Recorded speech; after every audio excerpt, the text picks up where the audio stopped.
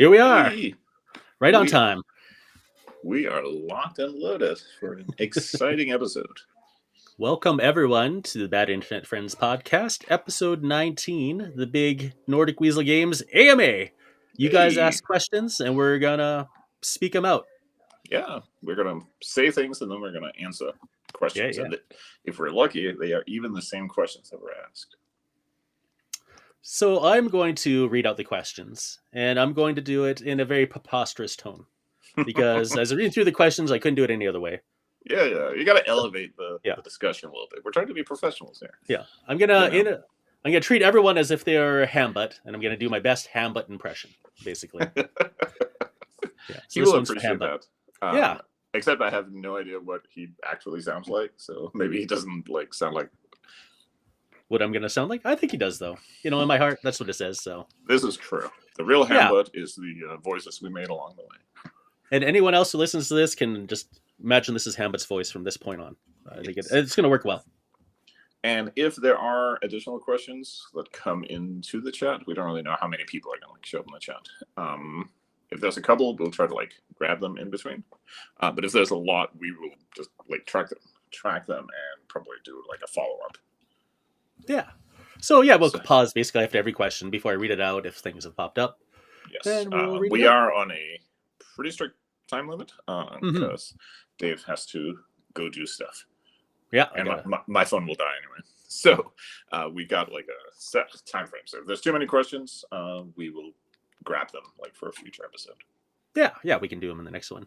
Mm-hmm. With that all being said, I'm going to pull up the questions, and I will start with the very first one. Now. And I did not prepare them in advance, so you get the unfiltered, which means the answers will all be confused garbage.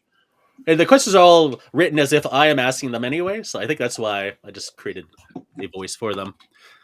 All right, yes. Here we go. Tom says he has a fine northern UK accent, so you know how to do a northern UK accent, right? Yeah. Well, tell me if this is close, Tom. I was thinking on this earlier when going through the Patreon posts. How often do you look back through and adapt or pull from your old rules and ideas when developing new content? Okay, now that is definitely what I think Hamlet sounds like. So yes. So the question is how often? That's an okay amount of time. When you've done stuff for a long time, and there's especially for we've always done little bits of create a new creature or create a new scenario and stuff like that. You get this massive back catalog of stuff and ideas. Often there's a level of idea that is fine for putting on on Patreon or putting on the Discord or something like that, but it's not built out enough where you would put in a book, right? So some of those you can grab. The salvage rules were originally a little standalone. They got expanded out to become a proper scenario for 5 Parsecs. So yeah, I wouldn't say it's a priority to pull up old things, but it is definitely a source. A lot of times it's something that you get a chance to go back and grab an old idea and do it over or do it differently or do it you just have a new look on it, a new idea for it. So yeah, sometimes I do generally prefer doing new stuff, but I would say over the year, a fair amount of stuff has come back. If you got the 5 Leagues compendium, some of the stuff in there are things that were originally expansions for the 2nd edition, but they've been reimagined or updated or things like that. So yeah. So often enough, but not I would say I don't know, quarter of the time. And do you prefer to begin something completely from a blank page instead of adapting an old idea? Often, yes, because I just get bored retreading terrain too much. It's one of those things where, especially when you do stuff like Squat Hammer or something, where it's you're rebuilding the same thing over and over. And that is really fun to do, but at some point you also get oh my god, I need to do something different. Get the D12s out or something. So yeah, I would say like 2/3 of the time it's something brand new, or at least new enough that I haven't thought about in a while, and a third of the time it's like an old idea can be like really vague because sometimes you thought about something, you tinkered with it, but it never went anywhere, and then you think about it again like half a year later. It's like, oh, okay, now it works. So okay, so you got a request for do the next one in the Danish accent, which is funny Ah, I because still because sometimes think I about don't. trying to say your phrase. What was it? Or short, or there we go. Oh, of course, will. Yeah, the problem is I can barely do a Danish accent, so We I never just said actually hello to who's here. We should say hello to Noised, who's hey, eating supper. Bon yeah, appetit. We are saying hello to Tom Kennish, who is Psychic Hazard. He directed us that Hambit has a fine northern UK accent, and he yeah, says close-ish, which means that I'm nearly perfect, I think. yeah, yeah. I think we're gonna round that one up. Yeah. And And we everyone's got favorite Torbin has arrived. yeah, So good to see you. he is having some Oh, yeah. Yeah. That's what you eat before bed, right? you can eat it kind of anywhere. Oh, So dang. you Dang. shouldn't be let down by the rules telling you when you can't have tasty desserts. Yeah, yeah. That's true. Okay. So the next question will be, how do you decide what does make it into a new rule book or expansion?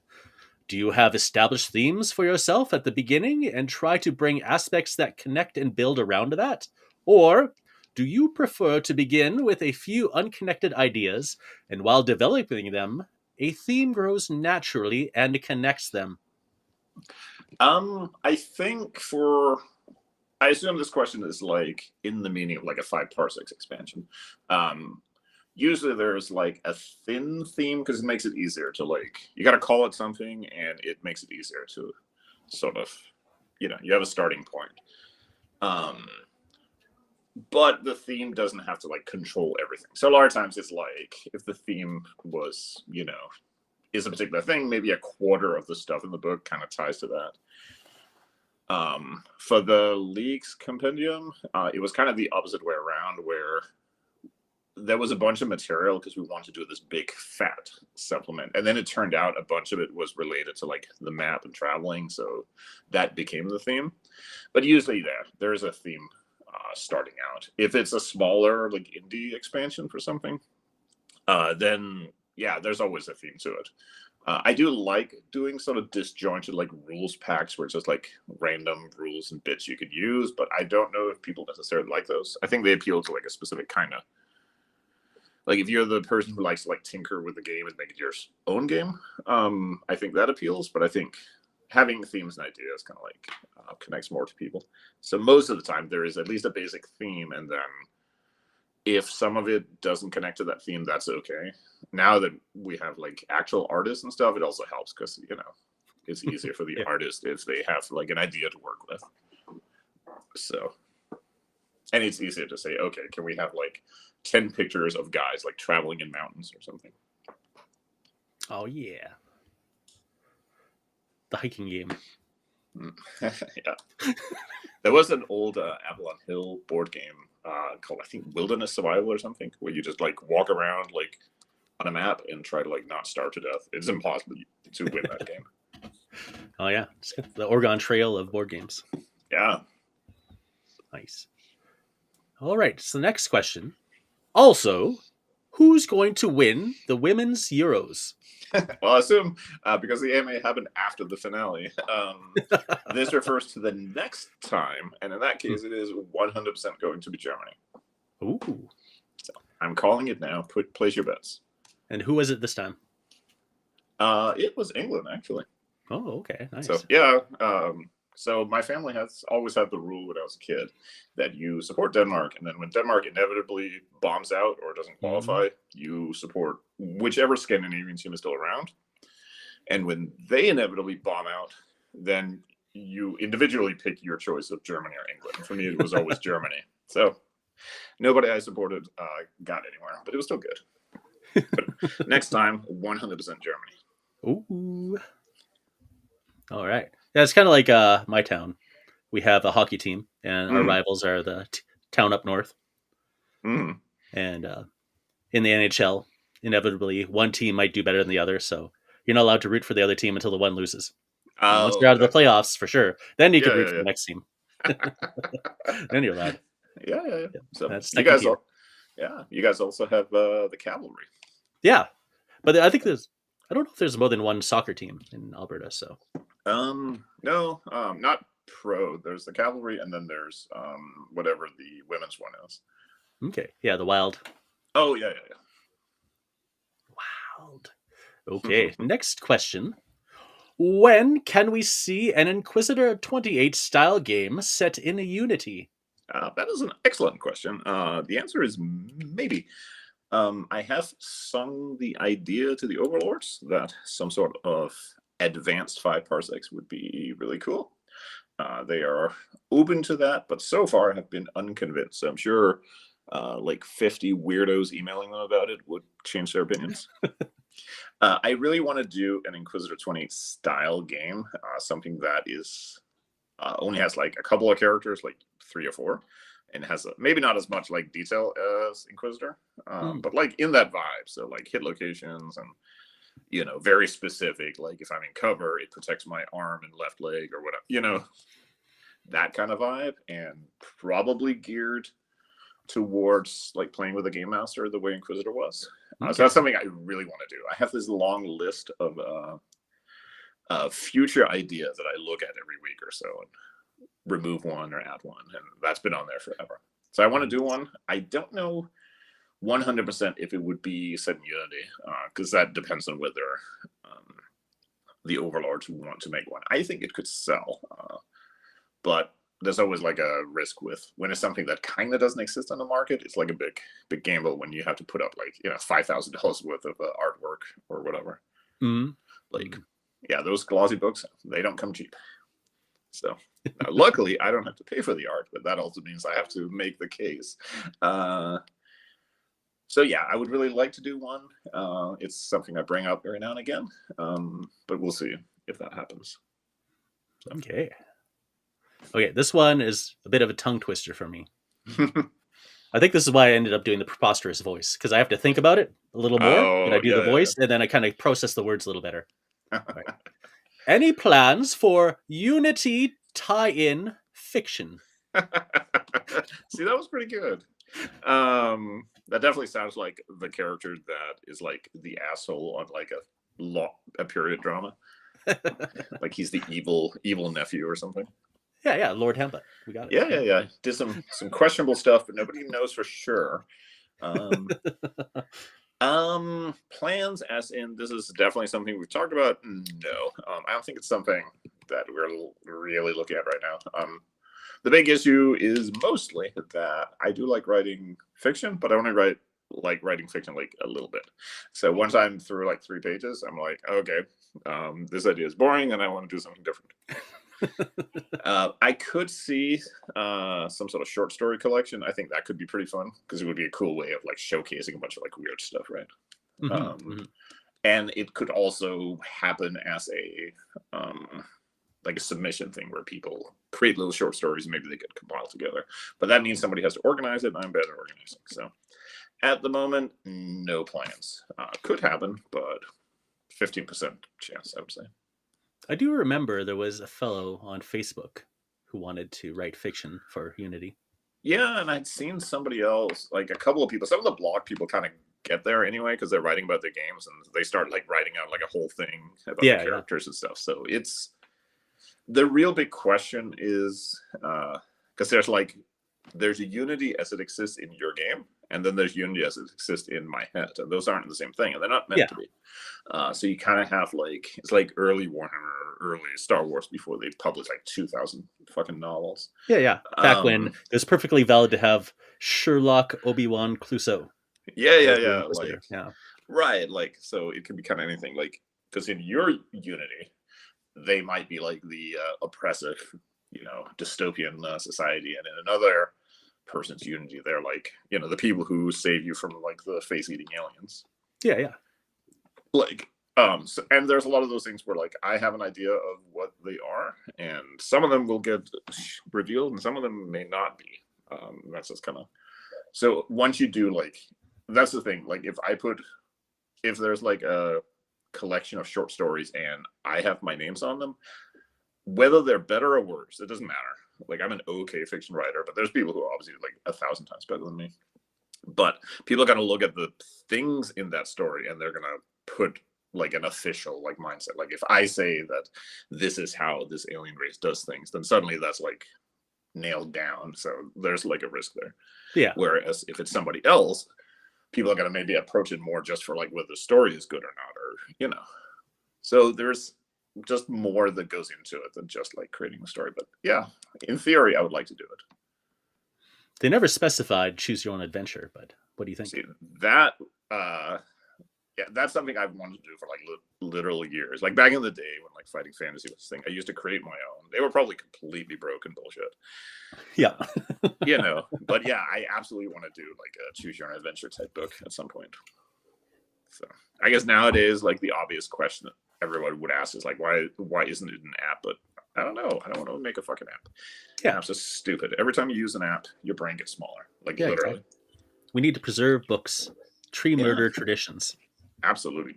Print that shit out on your dot matrix printer and cheat in the old-fashioned way by holding a finger on the chapter you're at. Well, on a related note, I finally bit the bullet and ordered a color laserjet printer, and I am super excited. Yes, the best gaming purchase you can ever make is a laser printer. Like color, full color. Wow. Those are expensive, but you only have to refill them like once every millennia. So yeah, I'm pawning it off on my work. So oh, okay. I'm gonna share some expenses here. Yeah. Okay, so the next question: what new genre would you like to write a game for?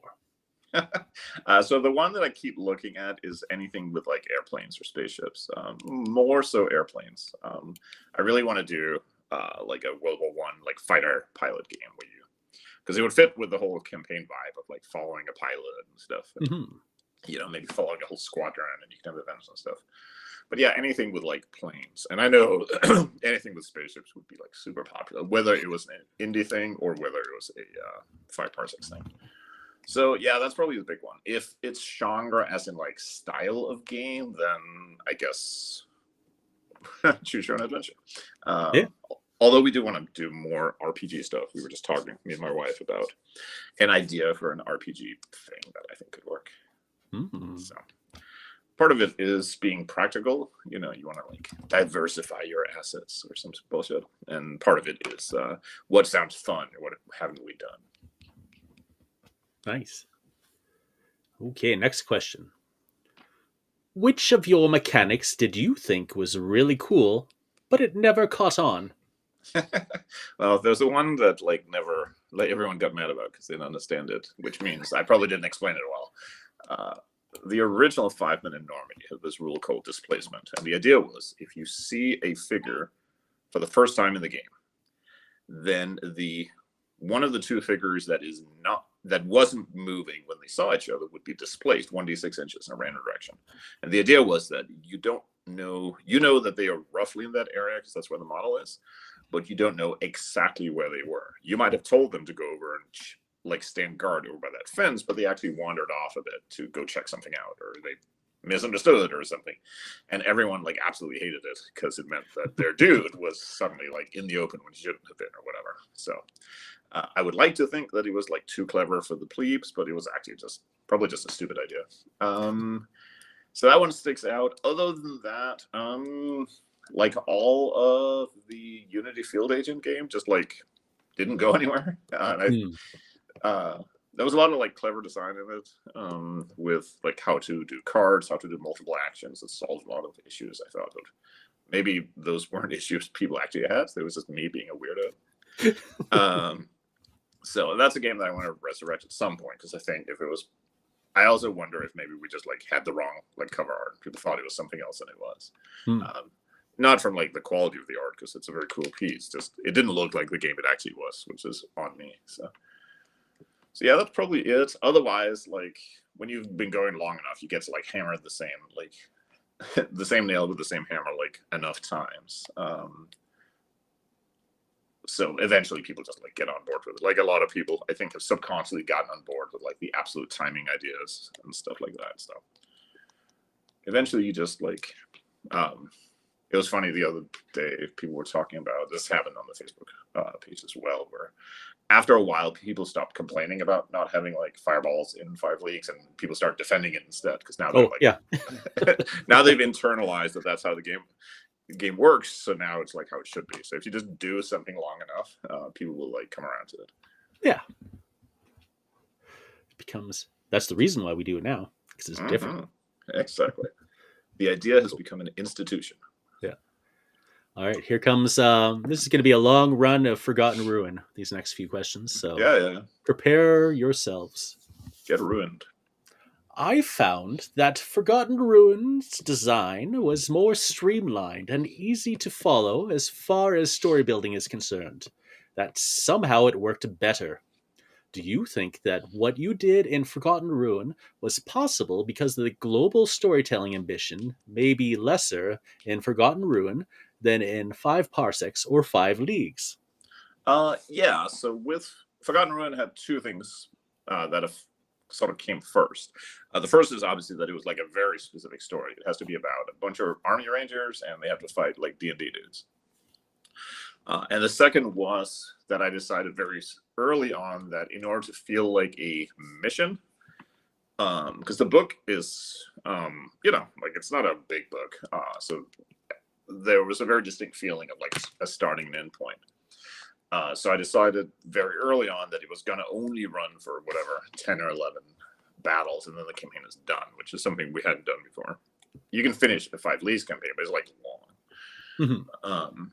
So yeah, once you have those two things in place, then the rest of it, because then there are certain things you can't do. You can't have the like very open-ended quest structure of 5 Leagues, because that can rely on something going on for 6 or 7 games, which you can't do if you only have like 11 to work with.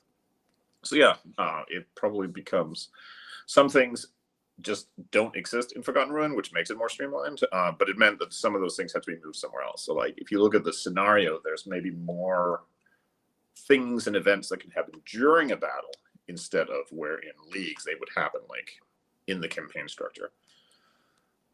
So yes, the core ideas of what Forgotten Ruin had to be basically caused the rest of the changes, which sounds very clever. It is not nearly as clever as it sounds like. But if you set up like the parameters, if you're like designing something and you like set up in advance what the boundaries and what the limits are, then yeah, it'll help you sort of guide you, because then you'll suddenly realize you have to do certain things differently. Mm-hmm. Yeah, it's kind of like when you're shopping and you're a big guy, so your clothes options are very small in most places. So you can go Yeah, to an average store and be like, okay, I can choose between these 5 shirts and these 3 pants. yeah. Or you go to like a Mr. Big and Tall and you're like, okay, well, this whole store I can fit. So now I don't even know. Yeah, or it's like your doctor tells you need to eat more tomatoes, so now like your dinner options are going to be down a certain path. Yep. You know. All tomato related. Nice. Mm-hmm. All right. So the next part of the question is the champions versus villains design in Forgotten Ruin feels like a nice upgrade compared to the rival mechanism in Five Parsecs. Do you plan on inserting such a design in Five Parsecs or Five Leagues? No, mostly because I prefer things to be separate. So something being, there's obviously things that do recur in each. So like the system for like villains in Forgotten Ruin is like a cousin of how rivals work in Parsecs, and Leagues doesn't have anything like it. But I try to never have the same piece work like exactly the same or even recur. So no, they're not intended. But if we do a future book, then yeah, that might be another take on that idea. Like the idea of a normal enemy who comes back as like a more powerful one is like really cool, right? But in this case, it was because this was based on a book, so it felt like that was like a book thing to do. So no, not specifically, but yes, maybe. That's a very good Results answer. may vary.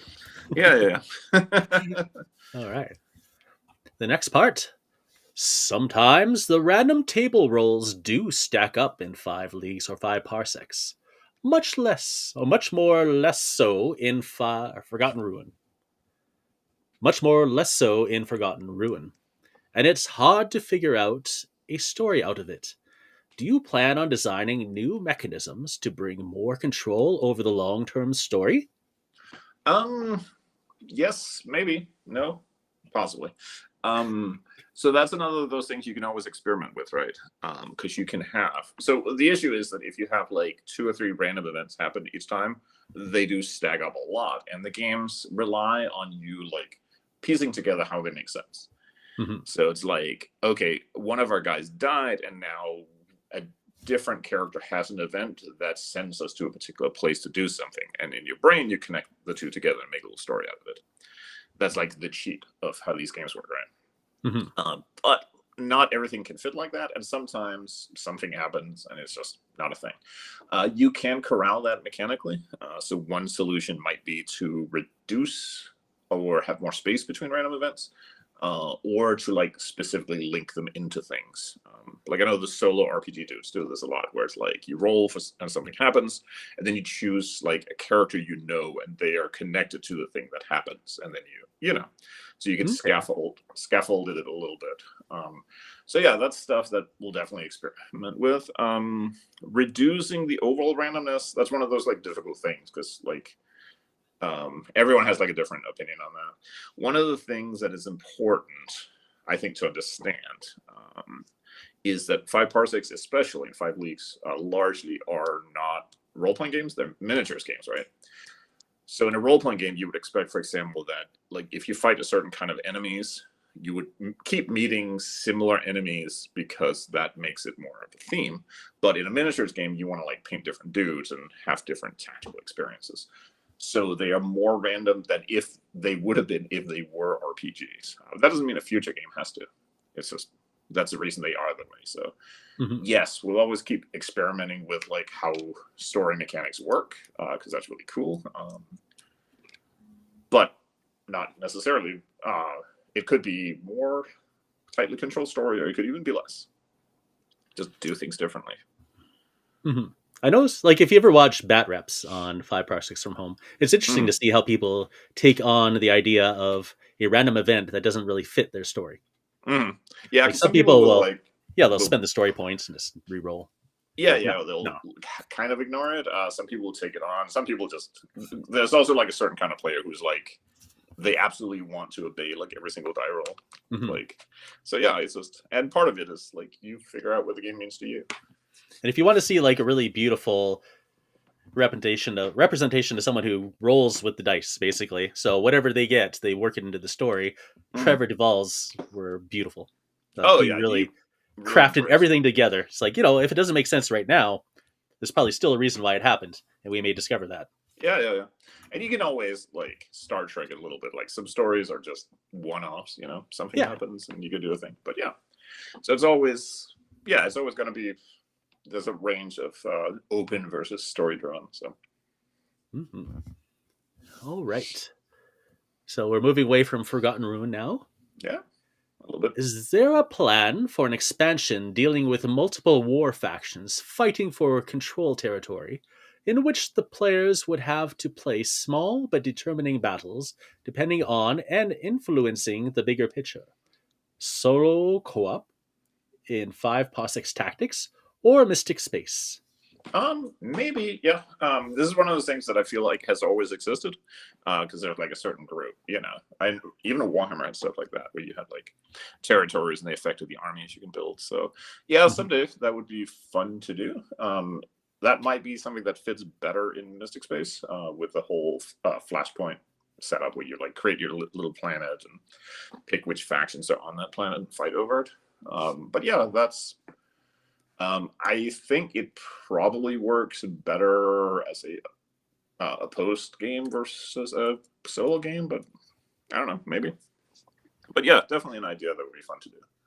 Not specifically planned, but Okay. Do you think there's a way out of leveling up characters? Characters' evolutions over the course of battles/games allow tactical decisions to evolve and help keeping the battles varied and interesting. Do you think such evolutions are possible without leveling up the characters, avoiding power creep? isn't leveling up a curse in RPGs and related games? I will say in an RPG, if it is broken somewhere, leveling up is probably where it breaks, because a lot of games just get tested with starting characters. Yes, there is a way out, but I think what you need to do is allow players to make some changes.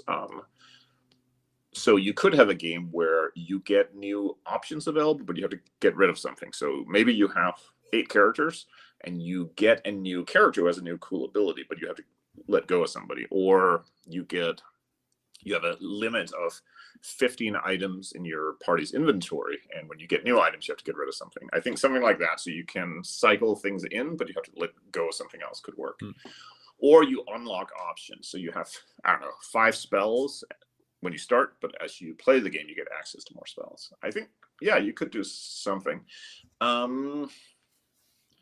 I also think, obviously, like, this question is like really specific to like campaign and warband style games. There's no guarantee, like you could have a campaign game that isn't about that. You can have a campaign game where it's different units fighting over control of like, some area or something. Where progression is progressing, on the map or progressing towards your goal or just playing through the battles. So yeah, I think there's ways out of it. But I think the leveling up is also like so satisfying to people that there's definitely people who specifically look for games that has that. So yeah. Yeah, it's hard to imagine a campaign game without some sort of advancements. In my Yeah. head, I can't. Yeah, I yeah, can't yeah. picture. It's more like for like military games, it's more of a thing. 'Cause Yeah. then you're fighting for your progression is that you capture the bridge, so now you can do the next mission or whatever. So yeah. Yeah, when I think about those kinds of games, I always think like attrition. It's like you Yeah, start off strong and you're just getting weaker as you go along. So, you're really or you pushing have it to at the like end. last through until you get reinforcements or something. Like if you complete this mission, then you get some extra dudes or something. So yeah, Yeah. that's which is a kind of progression, but it's not based on like changing individual units or whatever. I wonder if like adventuring fatigue would be a factor then to battle.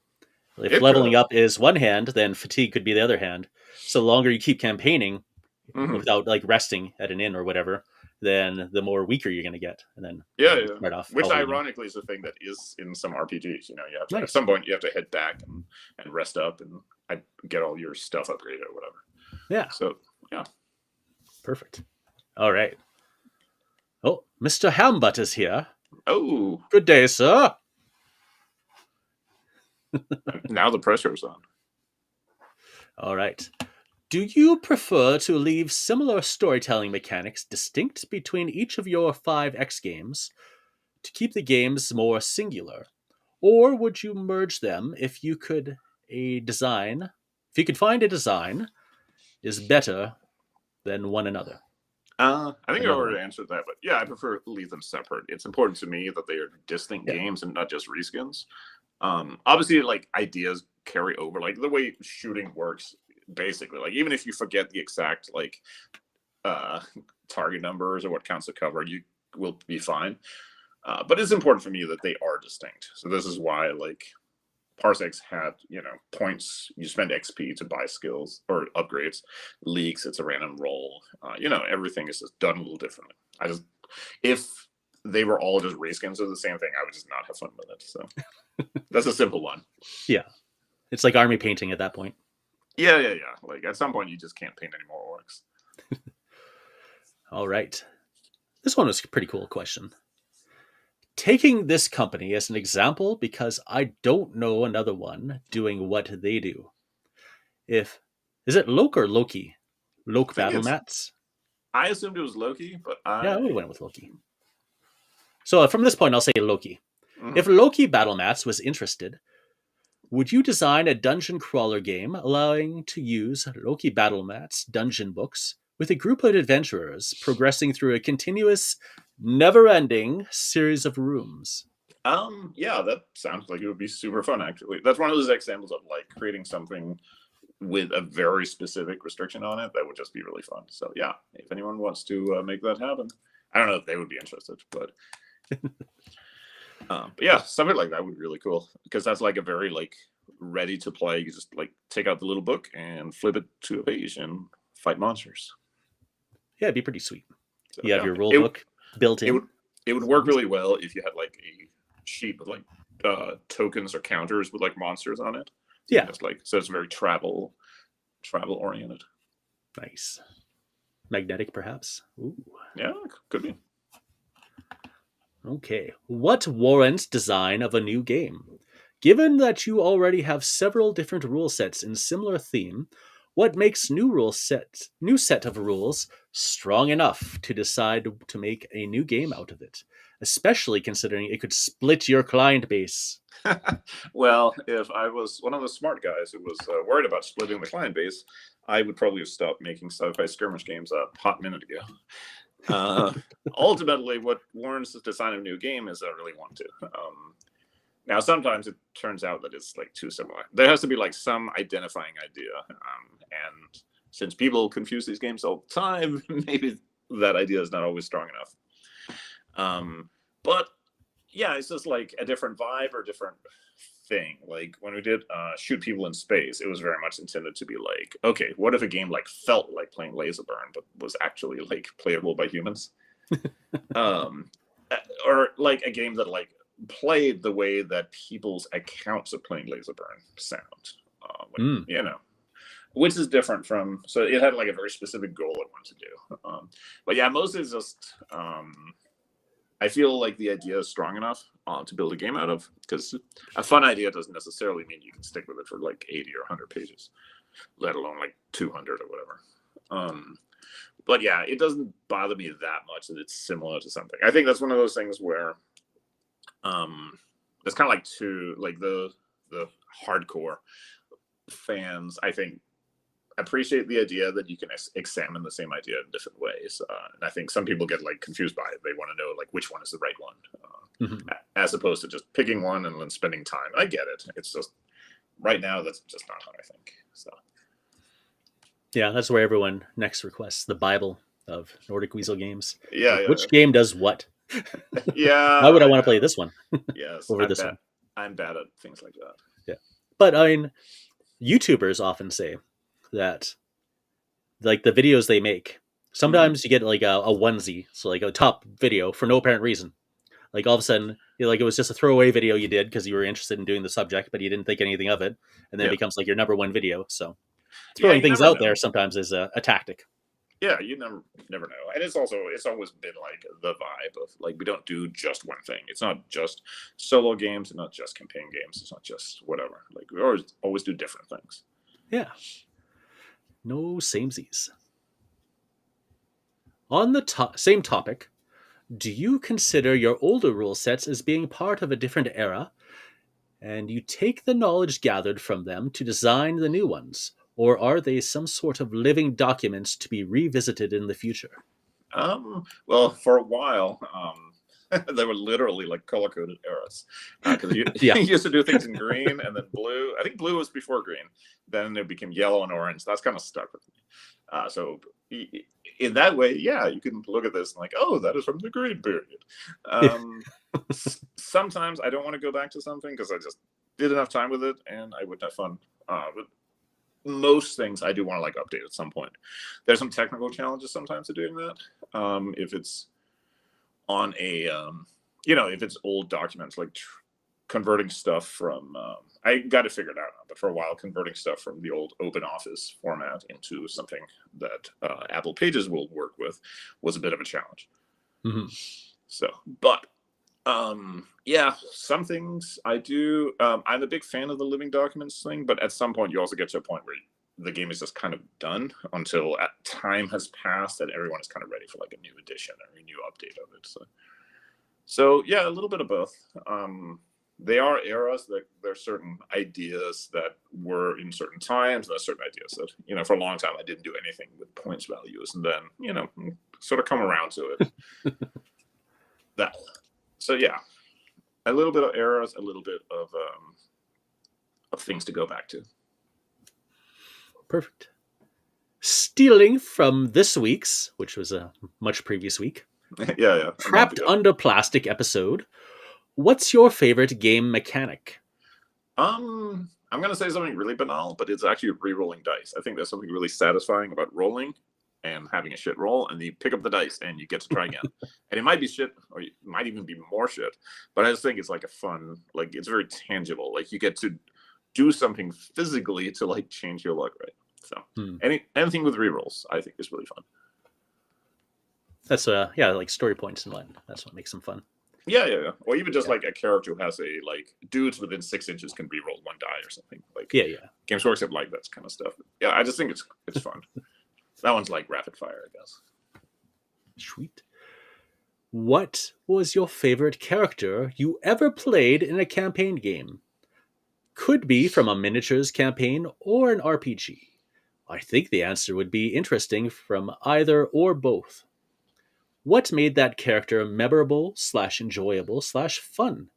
What's an example of something you've worked into your games to empower others to have a similar experiences?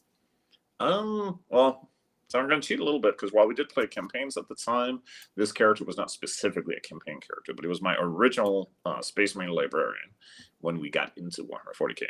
Because I grabbed a model that just looked cool from the gaming store, and it was dude in Terminator armor. He had a big sword, like a rune sword with like chunks. It was like notched and ragged, and he had like talismans hanging off his armor and stuff. He looked really cool. He had this like really elaborate like storm bolter with like 2 magazines like on opposite directions. And I thought like this guy is so obviously like a Space Marine librarian. He has, he's decked out with like talismans and stuff, and he has this like mystic space warrior monk look. And then it turned out like later that it was actually like a chaos Terminator captain. So that model like was my Terminator armor librarian for like forever, and in my head it just was really cool because it was this like very mystical warrior. He just encapsulated what like that character was supposed to be. So that always stuck with me. He never had a name. He was just like my guy. But you remember like in one game he goes toe to toe with like an enemy character, and then in another game he just gets killed instantly, stuff like that. I'm trying not to sneeze here. Oh, hey, you can mute if you want. Just let it out. Nothing. It's gone. Yeah, it's got gonna shy. wait. Yeah, it's gonna wait until I middle of answering. As far as like empowering people to have that experience, I think just leaning into as much as possible. The like my dude, you can bring your own models, and you can bring your own like the guys who are like kid bashing a character to use in a game. That character will be like really significant and important to them. So I think that actually matters a lot more than like the rules part. If it's a model that you have specifically painted up to be this character. Yeah, typically when I start Five Parsecs crew, I just choose a bunch of models I like the looks of, and then I roll up some characters and figure out which personalities seem to work best with which model. And then as you play through, they do build their story and they become important. So yeah, like I think it's like kind of integral to a lot of those games where you just that's what empowers you. They create a story. Yes, absolutely. Like it's just spending time with the character. Like, but yeah, I think that absolutely fits. Yeah, like why is this asshole always fighting people in the hospital? There's one guy who always did that in Five Parsecs. I don't know why. So he's getting a scrap and he's like in the hospital. Yeah. Just relax, dude. All right, here's one that's way out on left field. All right. If you were given the powers of the calendar and could add a single new annual special day, like Christmas, New Year's, St. George's, May Day, Pancake Day, International Women's Day, Father's Day, etc., for completely your choice to everyone's calendars, what and when would the day be? See, that is a kind of weird shit I was hoping for. I would make it International Listen to Music Day. And the day would be like August 12th. Because I don't think like August is the month where like nothing happens. Nobody likes August. So it would just be a day where everyone would like chill out and listen to like a good album. Maybe check out a new one, Go on. If you're one of those dudes who say that there's no good music anymore, like the government would come to your house and force you to load up Bandcamp and download like some weird indie shit to listen to. Better yet, tweens would force you to. Yeah. So, but yeah, that would be my day because music is important and there's so much good shit out there. All right. Yeah, that's a good one. If you were hired to make a game for a licensed property that they would also make custom minis for, movie, TV show, etc., Mass what Effect. would be your first choice? Mass Yeah, Effect, yeah, Mass yeah, Effect, Mass of Effect, course. Mass Effect. However, if I can't say that because Five Parsecs sort of, kind of, a little bit, then because a lot of the like obvious ones like Dune or Aliens have had games anyway, so I don't really want to do another go of that. And there's one that I can't say because it looks like I might actually get to do it. Um, so a little bit of a deep dive. I don't know, the Black Company probably from the fantasy novels. That would probably be pretty cool. Okay. Fantasy novels called The Black Company. Yeah, it's the I forget the name of the author now. Something something Cook. Hmm. It's like a gritty fantasy novel following like a mercenary outfit. Nice. So yeah, they're really cool. They had an RPG, I think, but I think they would do well as a minis game. So, but the real answer is just Mass Yeah. Effect. Oh, Interesting. Quake 2. Oh, yeah, yeah.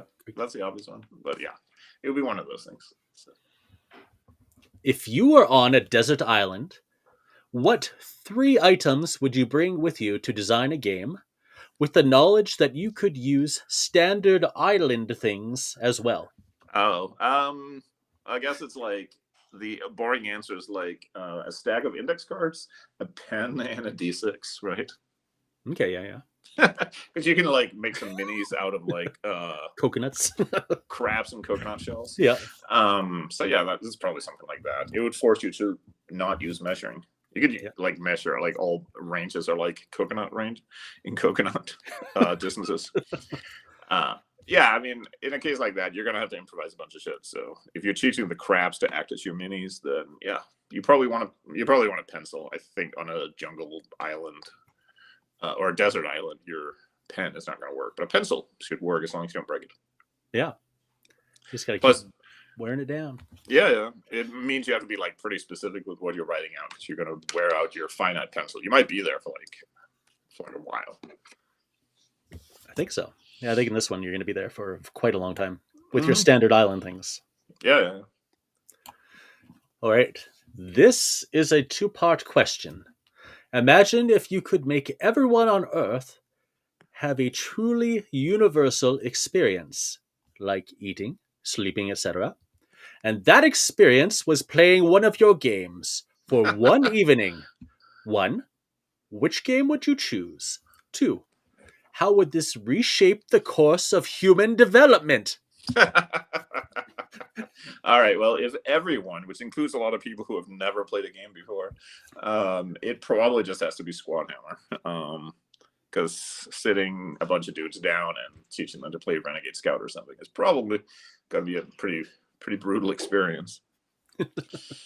So definitely Squad Hammer. And how does it reshape the course of human development? Well, a whole bunch of people we just created, out of like 8 billion people on the planet, there's probably like 300,000 who would play tabletop games if they even knew they existed. Mm-hmm.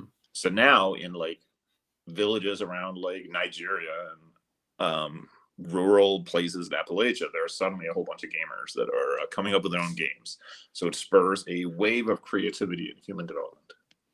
What would be the opposite though? Because there's always the opposite, right? If you Like have like one it goes action, horribly you have a wrong. reaction. Yeah, like so. What is this group of people who now hate wargaming? What are they gonna do? Oh yeah. They're probably gonna. It's gonna be one of those like. Was there a Rush album about like how the government outlawed rock music and Rush had to fight it or something? So it would be like, it would be like that. They would conclude that like tabletop gaming leads to like uncontrollable sexual activity or something. We would have You'd like have stylized posters of your face for the revolution. Yeah. The 2d6 becomes like the sign of like the counter-revolutionary movement or something. I don't know. Yeah, it would be like a rock opera dystopia. Nice. It's the only real outcome for us, isn't it? Yeah, probably. Do you have any plans to make a space combat game like Full Thrust or Battlefleet Gothic? Yes. Been discussed with the overlords. Will happen at some point. That's all you get for now. Do you have plans to make an Imperial airship engagement game? No. Regrettably, I cannot stand steampunk and any variation of it, so it probably won't happen. You might get a Victorian sci-fi game. You'll have to be happy with that one. These are Will like you? rapid fire questions now. Yeah.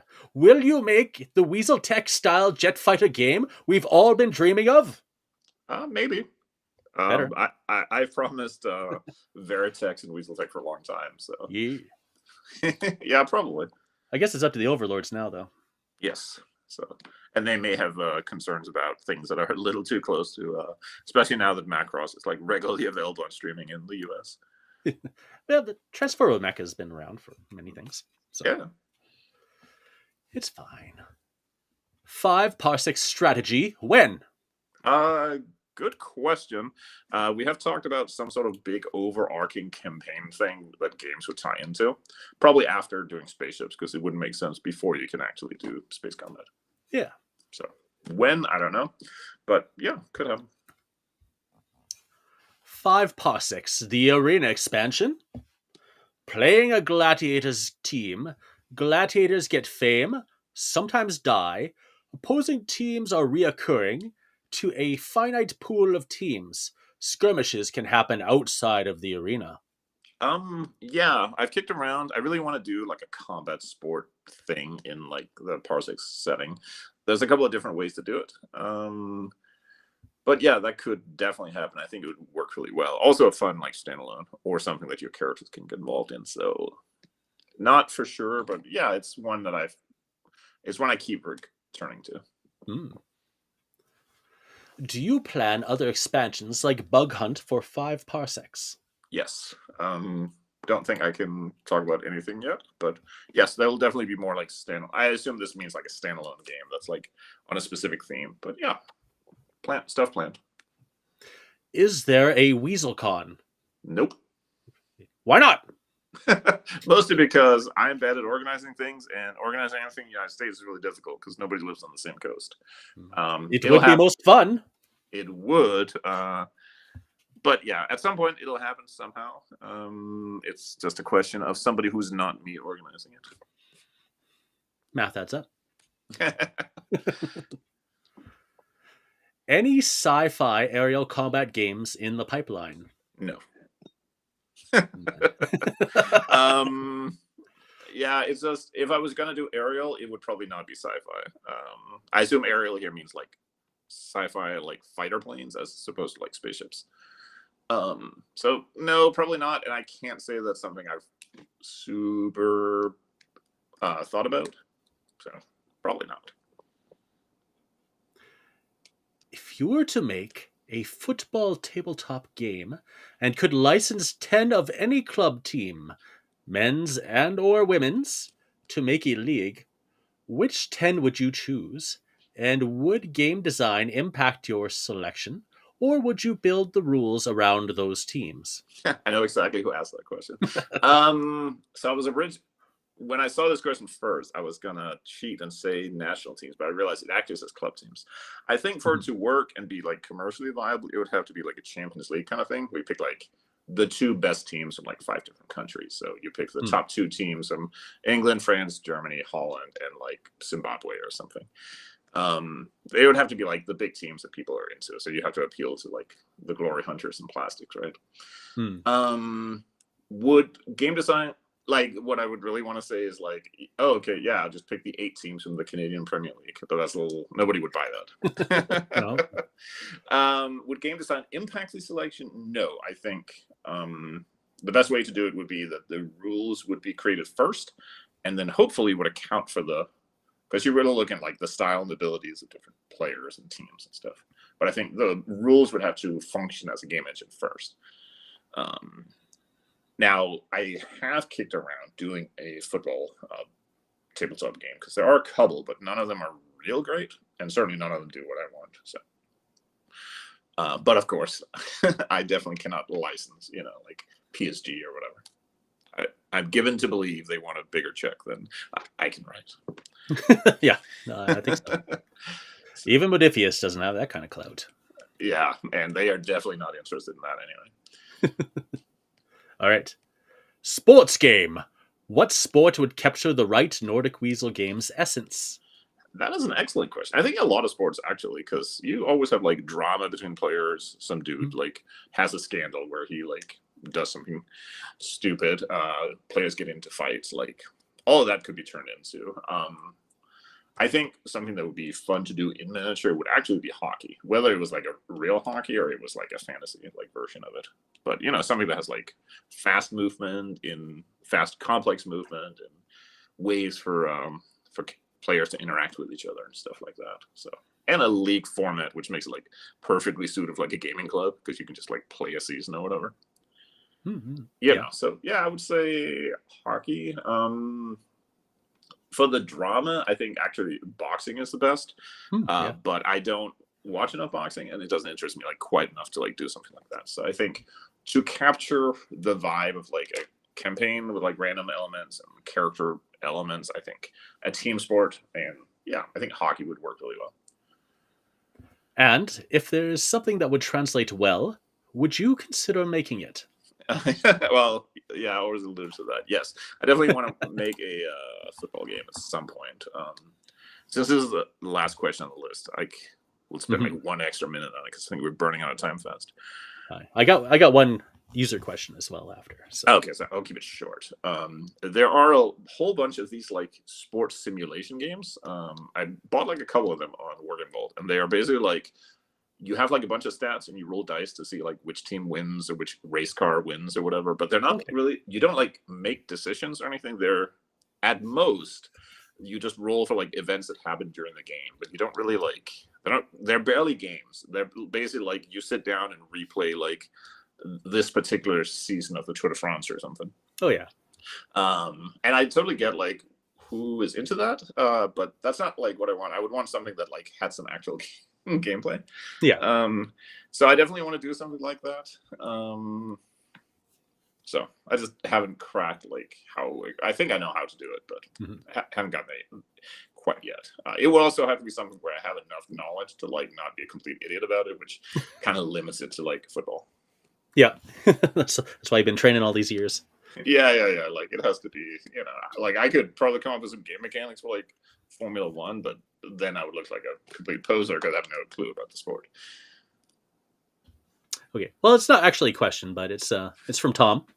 Yeah. And he said, "I'd like to see an ultimate Unityverse game which combined 5 Parsecs, Bug Hunt, Tactics, Planetfall, and Unity Field Agent. Please." Yeah, some grand unified field theory of Unity gaming. That's something that the Overlord stuff actually we've talked about that.